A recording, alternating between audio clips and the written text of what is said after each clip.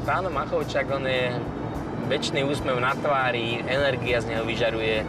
A to je človek, ktorý sa neuspokojí s nejakou rutinou alebo s vecami, ktoré robí bežne, ale on potrebuje mať vždy myšlienku, nejaký plán, že niečo zrealizuje, že spraví niečo nielen pre seba, ale pre ľudí okolo, pre spoločnosť.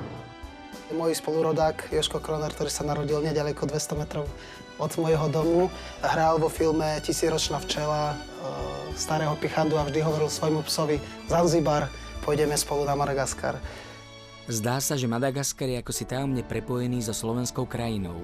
Takmer po 250 rokoch od kráľovania Morica Beňovského sa po jeho stopách vydávajú ďalší. Myšlienka Beňovského vznikla ešte v detstve, keď som videl seriál Vývad Beňovský, kde hlavnú úlohu hral Jožko Adamovič. Ja som o Stanovi počul o tom, že sa chystá, alebo že bol na Madagaskare.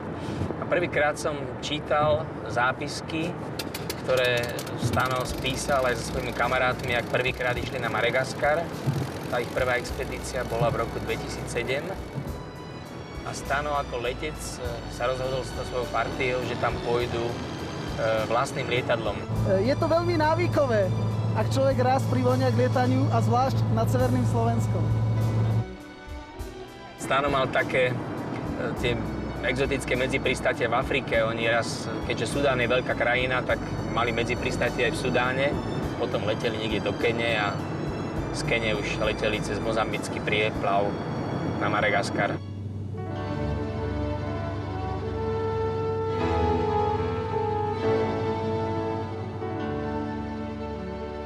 Mojím snom je tento pamätník odhaliť v meste Antalaaha. Vnímal som, že on je veľký rojko, ale nepochyboval som o tom, že ten pomník spraví. Otázka bola, že či ho je schopný vôbec na ten Madagaskar prepraviť.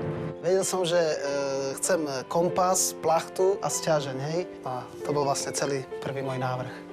A od toho sa všetko odvíjalo a vlastne od tej myšlienky som nikdy neustúpil. Odhaliť na Madagaskare pamätník Morica Beňovského, ale aj nájsť jeho skutočný hrob, bolo potom cieľom aj ďalších expedícií. V roku 2012 sa sen začal plniť.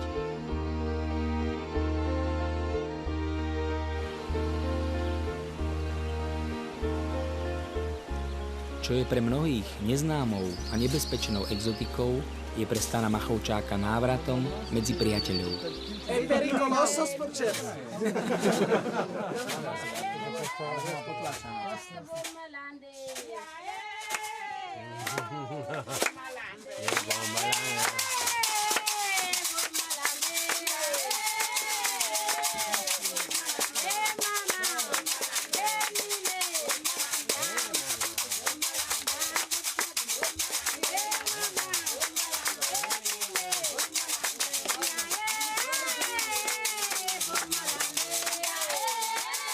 Stano veľmi inklinuje k Afrike. On má predstavu, že by tam mohol žiť v tej Afrike. Mu tá Afrika vyhovuje. Cíti sa tam tak príjemne a má tam priateľov. Na Madagaskare v meste Antalaaha žije nemecký lekár, ktorý sa ma ujal a veľmi mi v tejto veci pomohol.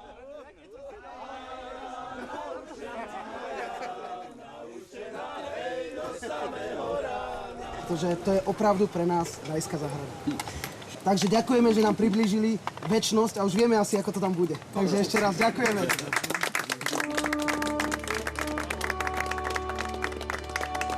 C'est aussi l'occasion de se mieux connaître et d'approfondir notre amitié.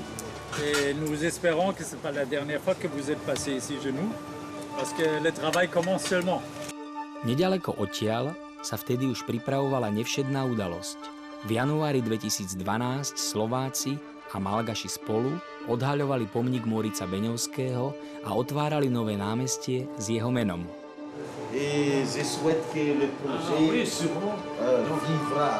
Tak bol to tatinov sen tuto ísť dať Moricovi Beňovskému osadiť pomník a ja som šiel s ním. A momentálne doťahujem posledné percento z trojročného sna.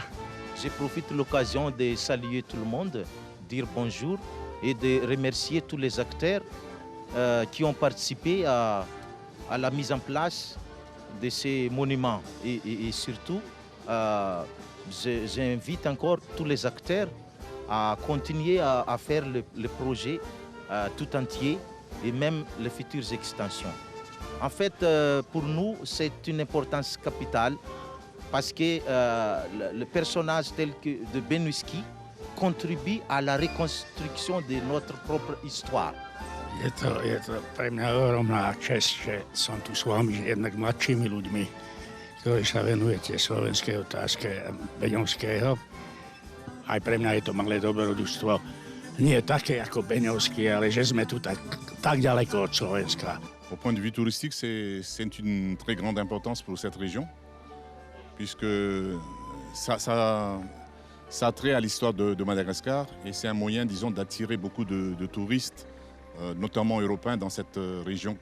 Zuerst haben wir die Stele von Tamatave, das Monument von Tamatave, hier nach Antara transportieren müssen. Nur der Beginn des Projekts, der ganze Platz soll noch bebaut werden und hier soll dieses Projekt Benjovský Café oder Residence de Benjovský gebaut werden. Pôvodne Beňovského poverili tým, aby vlastne dodával otrokov z Madagaskaru pre francúzske kolónie. Beňovský naopak dokázal Francúzsku, že Malgaši sú ľud, ktorý sa učí veľmi rýchlo a že je o mnoho lepšie si nich urobiť spojencov pre výhodnejšiu spoluprácu. Predstavil ostrov ako raj prírodných zdrojov, čo ešte potvrdzujeme aj v súčasnosti. Získal si miestnych kráľov, bol zvolený za Kampansakabe a bol to on, ktorý začal unifikáciu Madagaskaru. Milí Malgaši, Cher Malgaš, príjmite tento monument Morica Beňovského ako dar, ktorý rozvinie naše vzájomné vzťahy.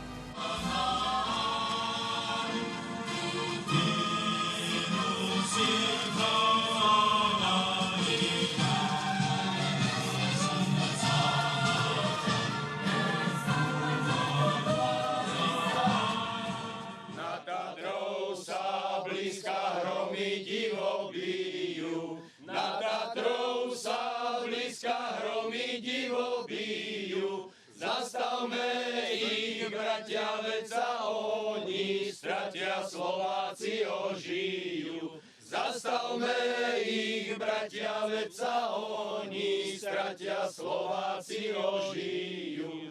To Slovensko naše dosiaľ tvrdo spálo, to Slovensko naše dosiaľ tvrdo spálo, ale blesky hromu vzbudzujú ho k tomu, aby sa prebralo. Ale blesky hromu vzbudzujú ho k tomu, aby sa prebralo. Tak som veľmi rád, že som tu. Aktivitu môjho otca hodnotím. Bol som pri tom od začiatku a dalo mu to veľa roboty, snahy. No neviem, obdivujem ho v tomto. Tak pocit je to dobrý a ďakujem Pánu Bohu, že sa mi dal toho dňa dožiť, pretože bola to práca 3 rokov.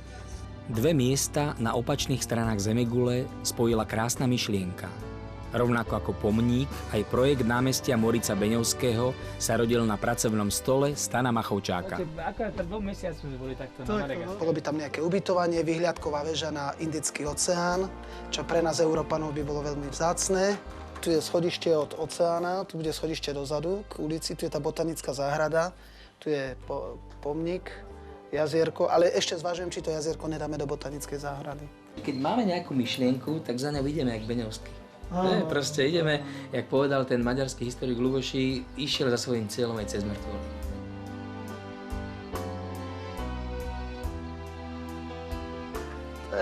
To je moja krajina. Ja milujem slnko, to mi dáva energiu, pretože na Kysuciach je toho slnka menej a ja potrebujem vitamín D a to ma dobíja. Plus ma teší veľmi ten Indický oceán, ktorý má teplotu 30 stupňov Celzia kedykoľvek. Hej. No a za tretie sú tam dobrí ľudia. Madagaskar je svet sám o sebe. Náhodou sa v Európe čokoľvek stane, Afrika je bezpečná.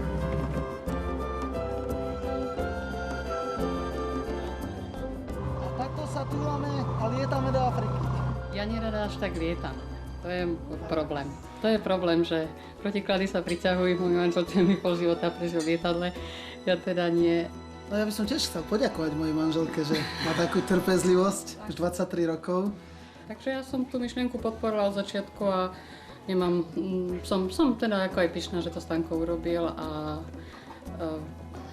tak mám z toho radosť. No. Ja si myslím, že my Slováci si málo vieme doceniť ľudí, ktorí niečo robia. Myslím ako napríklad Beňovský, hej, že málo sa o tom hovorí. Takže teraz by sme si mali stanoviť plán najbližšej revízie, kedy pôjdeme do Antalahy sa tam pozrieť, že ako na to dávajú pozor.